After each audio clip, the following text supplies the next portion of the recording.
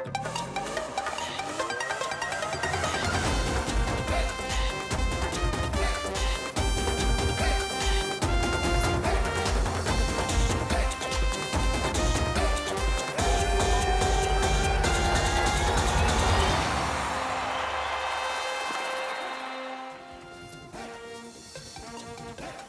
game the World Cup was asking for and the game that Sri Lanka have delivered. They have caused perhaps the biggest upset of the tournament so far. They have beaten the might of England at Headingley by no more than 20 runs to inflict upon England a fourth consecutive defeat in World Cup cricket. They are clearly the bogey team for Sri Lanka. They had the odds stacked against them. They ended up winning a toss, and what we thought was well below par at halftime was proven to be oh so wrong. England at one stage at 127 for 3, looking good with Joe Root and Ben Stokes, have then seen the very best of Lasith Malinga. Even at 35 years and 297 days young, he's managed to inflict upon England another World Cup defeat. That's the final scoreline then, 232 for 9. Angelo Matthews fought hard for his 85, which turned out to be a vital innings in the context of this game. So too Avishka Fernando with a breezy 49 on his World Cup debut. After Ben Stokes' unbeaten and valiant 82 and Joe Root's 57 in support, there isn't much that the rest of the England lineup can boast of. Well done to Lasith Malinga. Key wickets by Dhananjay De Silva and support by Isuru Udana means all 10 wickets were taken by Sri Lanka, because that was the only way they were going to beat England. They've bowled them out, they've thrown the World Cup wide open, or at least they've kept the interest in the World Cup wide open. To look back at that game on ESPN Cricket for Matchday UK 2019, Michael Hussey, who's got just a quiet little smile on his face, Murli Karthik to his left, Tilak Ratne Dilshan. I'm delighted we'll have a few things to say about this Sri Lankan performance, even though it's way past 3 a.m. in Melbourne where he joins us from. And while Alexis Nunes consoles Graham Swan, we'll give them a few minutes before we go to Headingley. Right, Mike Hussey, explain that game. 232, which you said at halftime was 100 below par. Well done on that, by the way. I'm giving up. I'm giving up predictions from now on. You know, I honestly thought England would do that easily. All I can say all I can say is wow. You know, that was an incredible performance. Lasith Malinga is a legend, and he will go down as a legend for that great performance. And I think it just showed that England are human, and they feel the pressure just like anyone else. And if a team bowls very well, they have a bit of luck and they get some wickets, early wickets, put some pressure on, then they can succumb to that pressure just like anyone else can. So we all look at it from the sidelines and think, oh, they're superhuman, they'll just come out and smash it away and cruise to that total. But pressure does strange things to everyone. So congratulations to Sri Lanka. And I think you're right, it's really sparked some life, I guess, into this whole tournament. Yes. Murli Karthik, can you sum that up in terms of... I was thinking about a few teams. We have the West Indies team, the great team of the past, when they played in a very similar fashion that everybody could come and go, start hitting from the word go. The great Australian team which we faced was very similar. Everybody was good enough to come and have a tee off. I think when it comes off brilliantly. On certain days, such days, you want somebody to buckle up, knuckle down and play that anchor innings. I think a few of them went for some glory shots. Yes, Lasith Malinga bowled brilliantly for those. But given the situation right now, the fact that Ben Stokes was there till the end, he just needed some company. So could Moeen Ali have tempered it down? Could someone else have played a different kind of a role? Because it was not as if they were asking for 160 runs or 170 runs. It was just a simple enough target.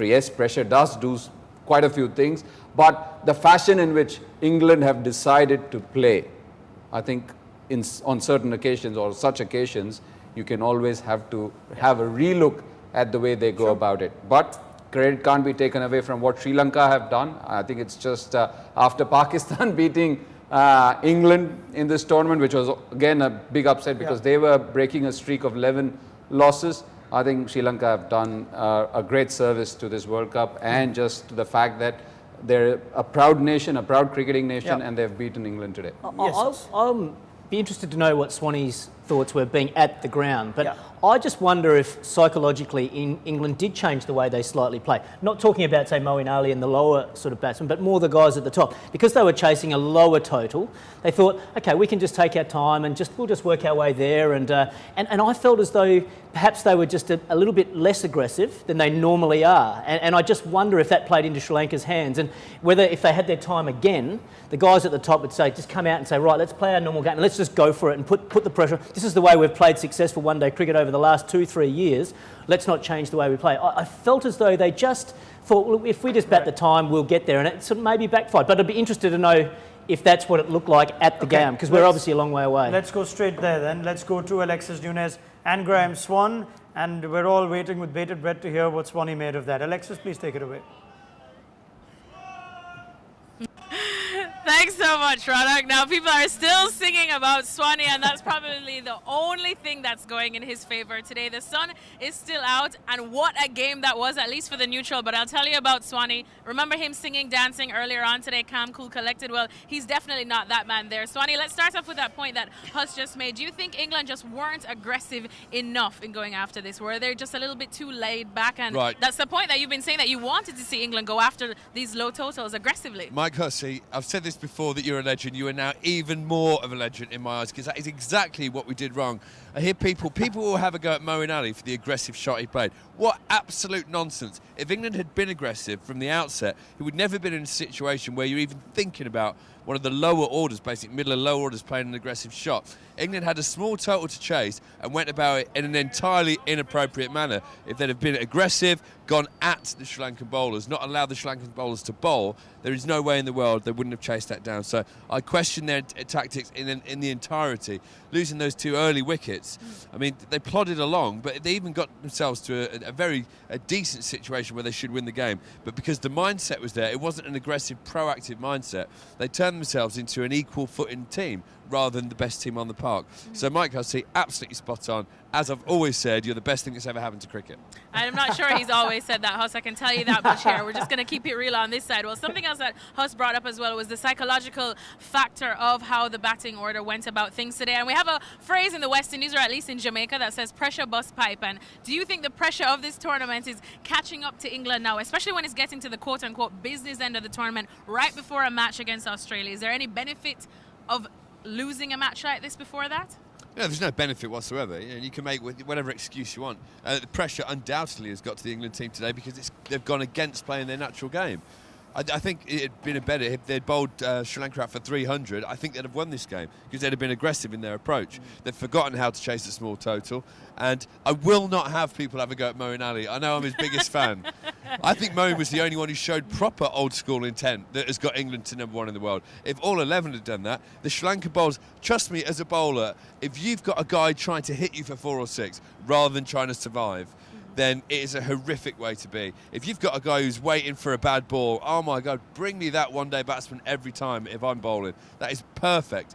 And then if you do that, the guys who have experience, Angelo Matthews, Lasith Malinga, these are the guys who will do well because they can thrive in that. They think, great, this England team has now destroyed everyone for 2 years and playing like the old England team that we used to destroy. So we're happy now, we're relaxed, we can perform. Got it all wrong today, England, with the bat. All wrong. Apart from you, Moeen Ali, who remains my hero.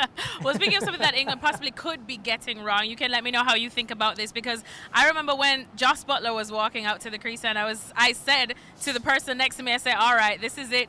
He's in for a big innings. He's going to go for it. But unfortunately for England, he didn't. Is there a case for him to come up a little earlier, say before Ben Stokes, to probably take a little more time to build his innings? None whatsoever, if I'm honest.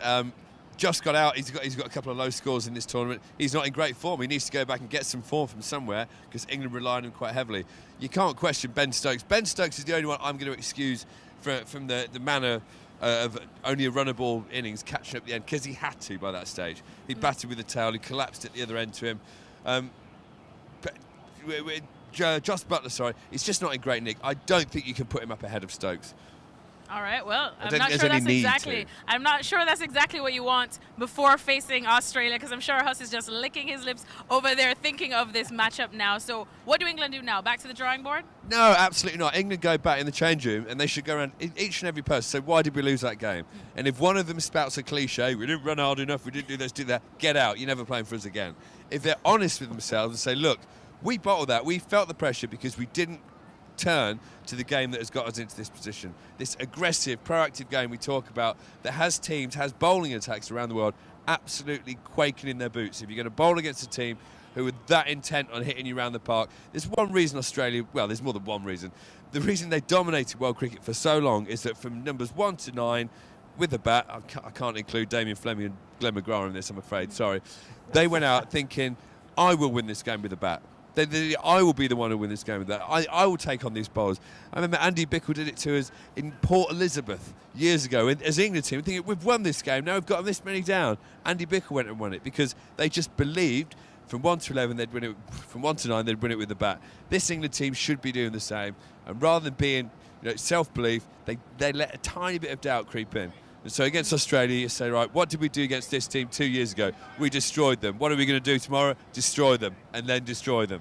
All right, well, it's not lost yet. It's not lost yet. Finally, before we go back to studio so that Swanee can probably cry some silent tears in peace. I've got my corner to cry in already. Ronak spoke about Matthews and his innings, but talk to me about Lasith Malinga and his 4 wickets. How good it is to see an experienced player like Lasith Malinga. I know it's salt in your wounds, but as a bowler, you definitely love seeing them go out there and do that in a match like this. I love seeing experienced players outperforming the youngsters. And let's face it, Angelo Matthews, Lasith Malinga are probably too old to be playing in this World Cup. They shouldn't be there. And yet they've won the day for their country. So well done. I mean, Lasith Malinga, those who know him will adore him. He's a lovely man. And, he played in the IPL this year. He's like Lasith Malinga ×2 because he's double the size he used to be. And yet you still love him. He's still got that same action, the action that was impossible to play and that people worked out a way, and he's changed and he's matured. And yeah, well done. Hats off to you. A very lucky dismissal of Joe Root, obviously, that won you the game. But apart from that, brilliant Malinga and brilliant Matthews. All right. Delighted for you, Sri Lanka. Graceful and professional, even in defeat. Graham Swan, ladies and gentlemen. So now it's over to you guys. I can't wait to hear what Huss has to say after this. Oh, my word. Well, I'll come to Mike Hussey, but thank you so much. That was as exhaustive as it can get from Graham Swan with Alexis Nunes outside Headingley. But before I get back to Mike Hussey and Murali Karthik, Tilakratne Dilshan at nearly 3:30 in the morning in Melbourne has been sitting and waiting and listening patiently.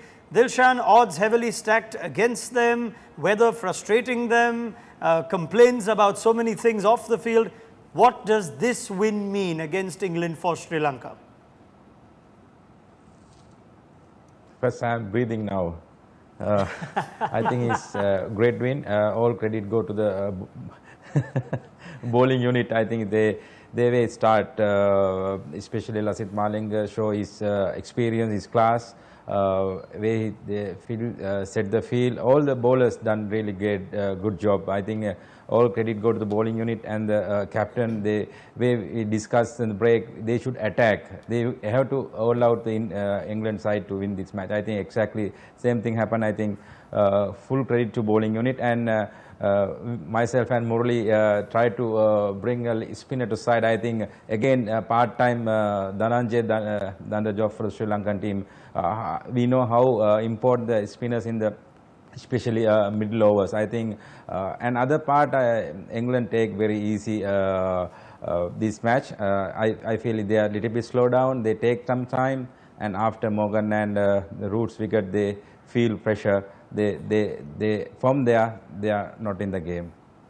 Yeah, I mean, that's a good point you make. Almost the same criticism we had of Sri Lanka, who allowed the England spinners bowling to them. It seems like the same happened in the second innings. But I'd like to talk to you a little bit more in detail about just Lasith Malinga, not just how he's bowled, but the use of Malinga. He delivered with the new ball. Karunaratne brought him back in the 31st over when he got Joe Root. Just the perfect sort of impactful use of Malinga that we've been crediting Aaron Finch with Mitchell Starc or Mohammad Amir with Pakistan when it's gone right for them. The use of your strike bowler was almost perfect today.